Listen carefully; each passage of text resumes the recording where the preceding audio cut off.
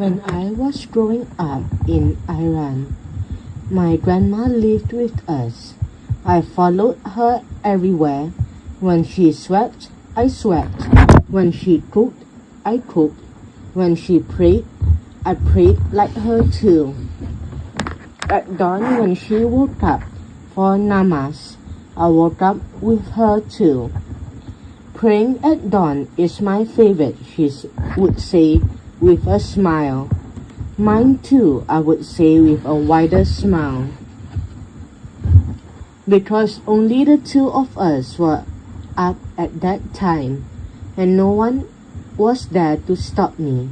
I would climb up and lie down on her back while she prayed. My grandma never told me to stop or broke out of her prayers. Instead, she sat up gently each time, making sure that I did not fall.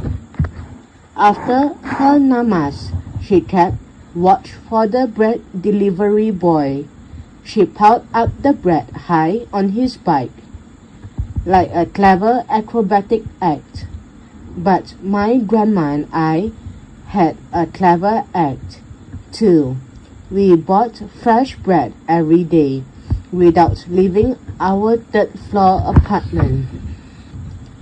We sent our basket down with ropes, and the bread boy placed the bread inside, and then we hauled them up. My grandma's basket was so big I could fit inside it. I would sit in that basket and pretend to be flying my own plane. My doll played too. Once the bread arrived, my grandma and I would take some to my friend Annette next door. Like Annette and me, our grandmas were best friends. They enjoyed each other's company. Every day while we played together, they talked, laughed, and drank coffee. Our grandmas knitted blankets together as they watched us play hopscotch in the alley.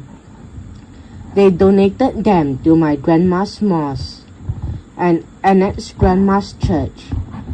From the end of the alley, we could see their heads bent over the blankets.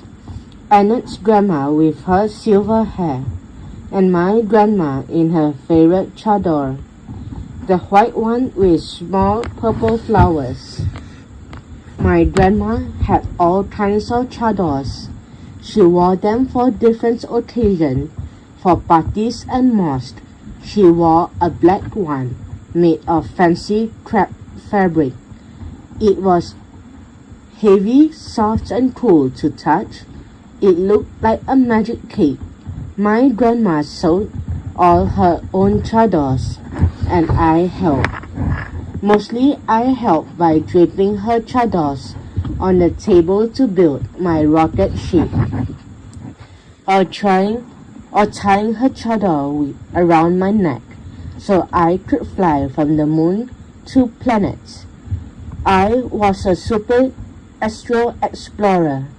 My grandma was always waiting for me back at the base camp with cookies. We ate together while I told her about my space adventure. During the holy month of Ramadan, my grandma did not eat from dawn to dusk.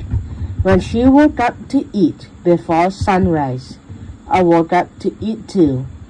"You are too young to fast just yet," she said to me. I ate with my grandma anyway.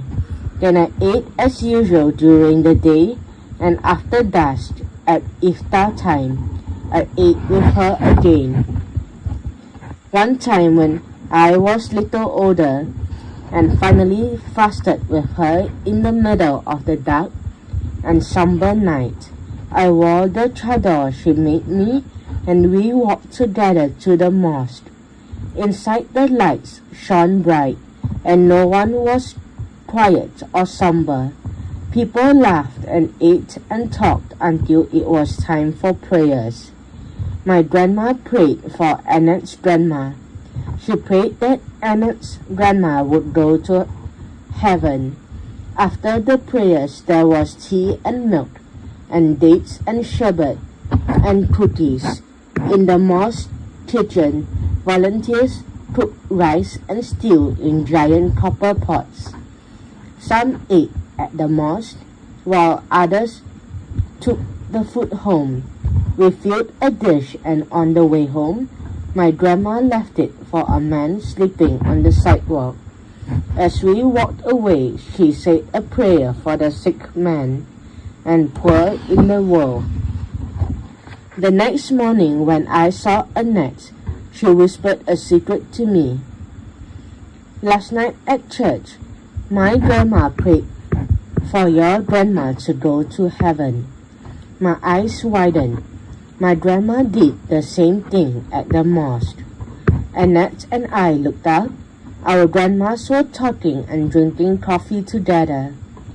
I could imagine them knitting and laughing together anywhere, on earth, on Mars, or in heaven. In this big universe full of many moons, I have traveled and seen many wonders, but I have never loved anything or anyone the way I love my grandma. She was kind, generous, and full of love. I still want to be just like her.